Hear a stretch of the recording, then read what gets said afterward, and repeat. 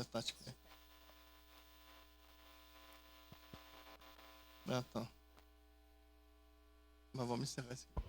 Questão de Tá ordem, encerrado, né? senhor presidente. Pois não, vereador? Eu invoco o artigo 118 para a inversão de pauta e votação do projeto de lei número 185/2024, que declara utilidade pública o Instituto Amar ao Próximo.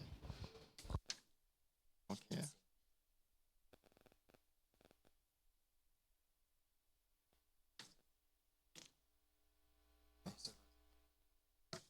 Usar o quê?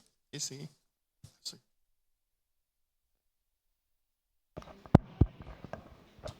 Em votação, a solicitação da inversão de pauta solicitada pela vereadora Tati. Solicito aos vereadores e vereadoras que registrem seus votos. Voto favorável.